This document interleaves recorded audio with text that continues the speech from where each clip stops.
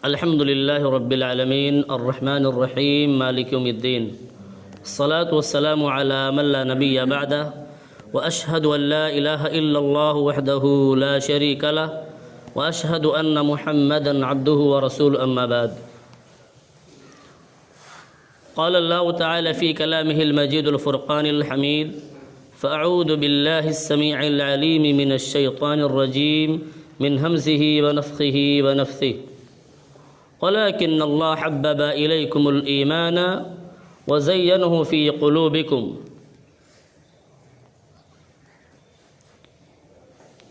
حاضرین محفل، اللہ رب العالمین سے دعا ہے کہ بار الہ ہم نے جو بھی عصر کی نماز باجماعت ادا فرمائی تو اسے شرف قبولیت بخشے، اور مجھے حق و سچ بات کہنے کے ساتھ ساتھ ہم سبھی کو سننے سمجھنے سے زیادہ عمل میں لانے کی توفیق عطا فرمائے، آمین۔ سورۃ الحجرات آیت نمبر 7 آپ کے سامنے تلاوت کی گئی،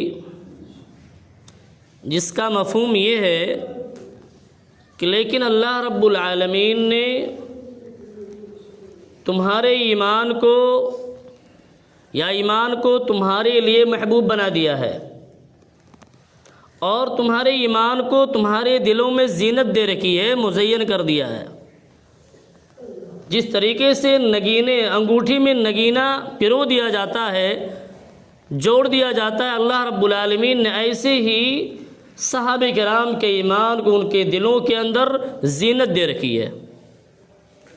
وَكَرَّهَ إِلَيْكُمُ الْكُفْرَ وَالْفُسُوقَ وَالْعِصْيَانَ أُولَٰئِكَ هُمُ الرَّاشِدُونَ، اور کفر کو، نافرمانی کو، فسق و فجور کو اللہ رب العالمین نے تمہارے نظروں میں مکروہ بنا دیا ہے، غیر پسندیدہ بنا دیا ہے۔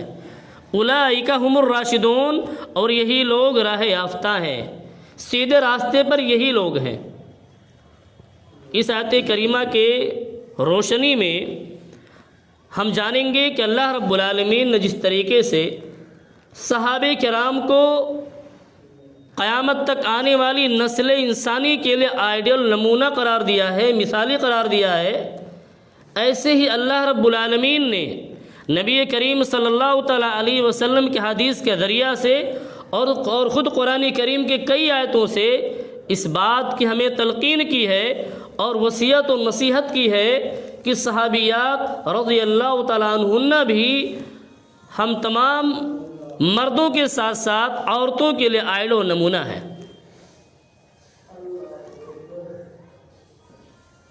اسلام کی قبول کرنے کے وقت اعلی اسلام کے لیے جب انہوں نے اعلان کیا تو اسلام کا اظہار کرنے کے ساتھ ساتھ جرأت مندی کی بھی ضرورت ہوتی ہے۔ صحابہ کرام سے زیادہ صحابیات رضی اللہ تعالیٰ عنہن نے بھی اس میں بڑھ چڑھ کر حصہ لیا اور جرأت مندی کا مظاہرہ کیا۔ سمیہ رضی اللہ تعالیٰ عنہ کے ایمان کو کون نہیں جانتا، یہاں تک کہ ان کے پورے قبیلے، ان کے پورے خاندان پر قیامت ٹوٹ پڑی۔ سمیہ رضی اللہ تعالیٰ عنہ کے ایمان لانے کے بعد انہیں اس قدر ستایا جاتا، لوہے کی زنجیروں میں جکڑ دیا جاتا، اور اس مکہ کی ریتیلی زمین میں، پتھریلی زمین میں دھوپ کی تپش دی جاتی، دھوپ میں کھڑا کر دیا جاتا۔ یوں ہی حسب معمول ایک مرتبہ ایسا ہوا کہ سمیہ رضی اللہ تعالی عنہا کو زنجیروں میں جکڑ کر کے زمین پر لٹا دیا گیا۔ نبی کریم صلی اللہ تعالی علیہ وسلم کا وہاں سے گزر ہوا، نبی کریم نے دیکھا تو کہا: اے اہل یاسر صبر کرو، تمہارا ٹھکانہ جنت ہے۔ اسی طریقے سے زنیرہ رضی اللہ تعالی عنہا جب ایمان لائیں، وہ بوڑھی خاتون، طبقات ابن سعد اسد الغابہ کے اندر ان کے ایمان لانے کا واقعہ ذکر کیا گیا۔ مکہ کے گھرانوں کے اندر برتن صاف کر کے اپنی زندگی گزارا کرتی تھیں، ایمان لانے کے بعد سرداران قریش نے اوباش لڑکوں کو بھیجا اور انہیں بلایا۔ جب وہ حاضر ہو گئے تو ان سے کہا گیا زنیرہ کیا تو بھی محمد کا کلمہ پڑھ لی ہے؟ زنیرہ نے یہ نہیں کہا ہاں میں نے کلمہ پڑھ لی، انہوں نے یہ جواب دیا ہاں میں نے بھی کلمہ پڑھ لی ہے۔ یعنی صرف میں ہی نہیں بلکہ مجھ سے پہلے بھی اور خود میرے وقتوں میں بھی جس وقت میں نے کلمہ پڑھا اس وقت کئی لوگوں نے اسلام قبول کیا ہے۔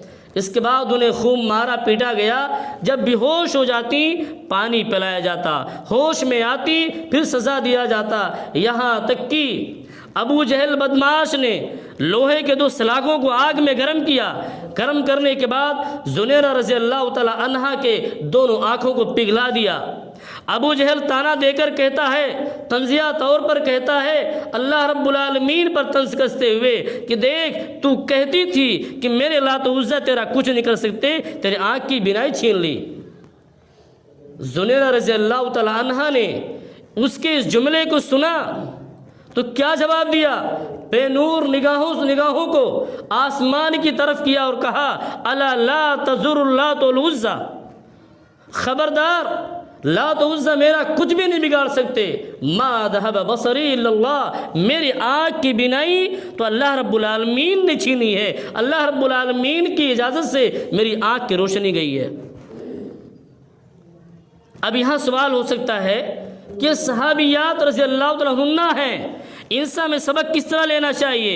جی ہاں، جس طریقے سے ہم ہر معاملے میں عورتوں پر مقدم ہونے کی، عورتوں پر فائق ہونے کی، عورتوں پر برتری ظاہر کرتے ہیں، صحابیات کے مقابلے میں ہر انسان اپنا جائزہ لے کہ ہم صحابیات کے مقابلے میں ہمارا ایمان کتنا مضبوط ہے، ہم کتنے کھرے اتر رہے ہیں۔ وہ صحابیات رضی اللہ تعالیٰ عنہن تھیں۔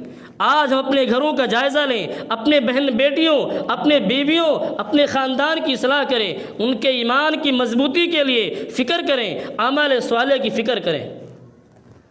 اسی طریقے سے ام سلیم رضی اللہ تعالی عنہا، غزوہ حنین کا واقعہ ہے،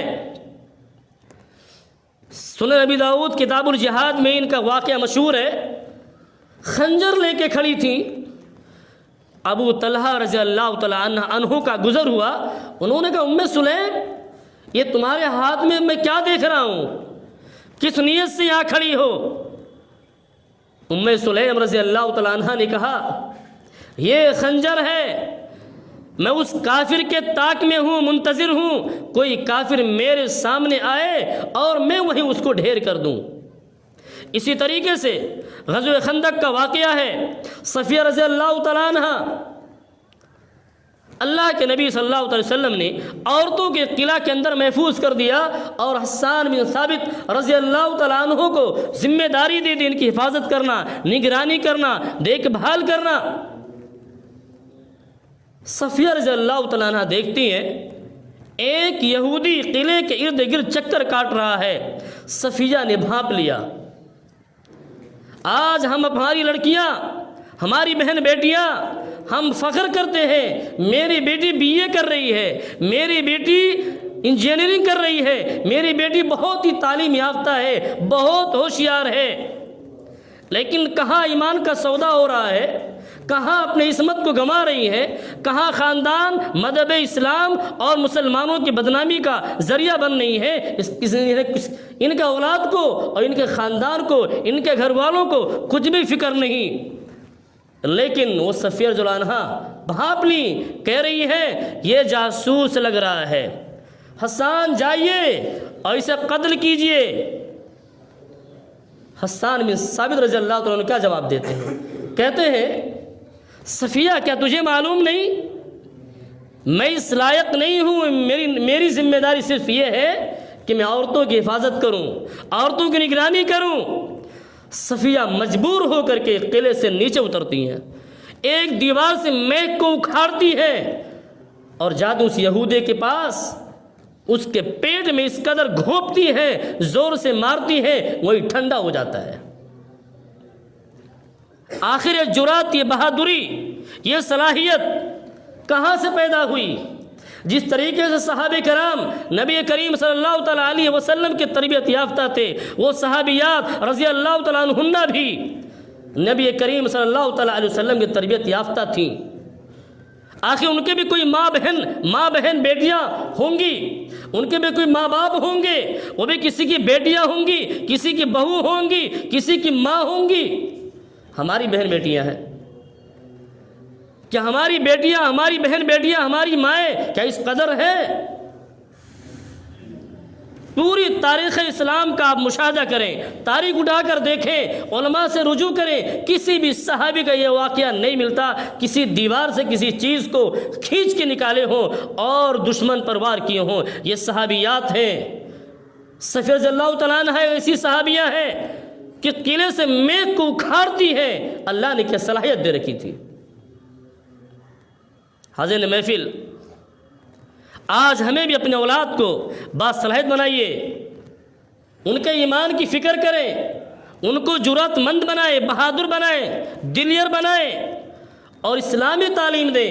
قصے کہانیاں ناول پڑھنے کے نہ دیں، بلکہ ان کی نگرانی کریں، وہ گھروں کے اندر کیا پڑھتی ہیں، کیا اسٹڈی کرتی ہیں، بی اے کے نام پر کس کتاب کی مطالعہ کرتی ہیں، ڈاکٹری کے نام پر کس کتاب کو مطالعہ کرتی ہے، موبائلوں میں کیا پڑھتی ہے۔ صحابیات کی ہسٹری پڑھیں، تب جا کر کے ہمارے اندر وہ صلاحیت پیدا ہوگی۔ آج تو کہنے دیجئے، آج ہماری یہی بہن بیٹیاں جب شوہروں سے تو میں کرتی ہیں، اتنے جذبات کے شکار ہو جاتی ہیں، آپے سے باہر ہو جاتی ہیں، داڑھی موچھ اکھاڑنے کے لیے تیار ہو جاتی ہیں، لیکن وہ صحابیات دیوار سے میخ اکھاڑ کے دشمن پہ حملہ کرتی تھی۔ کیا ہماری بہن بیٹی اس قدر ہوں گی؟ ضرور ہوں گی۔ ہمیں فکر کرنا ہے، ہمیں اپنے اولاد کو تیار کرنا ہے، اسلامی سانچے میں ڈھالنے کی ضرورت ہے۔ اسی طریقے سے آج گلوبلائزیشن کا یہ ماحول ہے، آپ دیکھیں کس قدر فتنہ پروری عروج پر ہے کہ ہماری یہی مسلم عورتیں، آخری بات کہے کہ میں اپنی جگہ لیتا ہوں معذرت کے ساتھ، اس جو حالت بنی ہوئی ہے پورے ملک ہندوستان یا نیپال، پاکستان، الغرض دنیا کی جو حالت ہے، 250 سے 250 سے زائد مسلم بچیاں ملک ہندوستان میں ممبئی کے ہائی کورٹ میں عرضی داخل کی ہیں غیر مسلموں سے شادی کرنے کے لیے۔ وہی ام سلیم رضی اللہ تعالیٰ عنہا ہیں، ابو طلحہ نے نکاح کا پیغام بھیجا، ابھی ایمان نہیں لائے تھے۔ ام سلیم نے کیا جواب دیا، کیا ڈیبیٹ ہوا؟ انہوں نے کہا، ابو طلحہ کیا تجھے معلوم نہیں کہ جس کی تم عبادت کرتے ہو، پوجا کرتے ہو، جس کے سامنے تم ماتھا ٹیکتے ہو، وہ ایک درخت ہے، زمین سے اگا ہوا ہے، ایک حبشی نے تراش کر بنایا ہے۔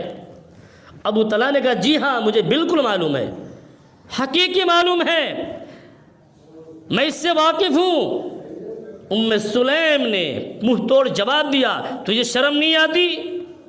تجھے سب معلوم ہوتے ہوئے کہ ایک درخت ہے، زمین سے اگا ہوا ہے، ایک حبشی نے تراشا ہے، اس کے سامنے ماتھا ٹیکتے ہو، جب تک تم اس سے توبہ نہیں کرتے میں تم سے نکاح نہیں کرتی۔ اور یہ ہماری مسلم گھرانے کی لڑکیاں پردے سے آزادی، طلاق سے آزادی، محبت کے نام پر، عیش مستی کے نام پر اپنے مسلم گھرانے کو چھوڑ کر کے غیروں کو ترجیح دے رہی ہیں۔ آخر کس بات کا نتیجہ یہ؟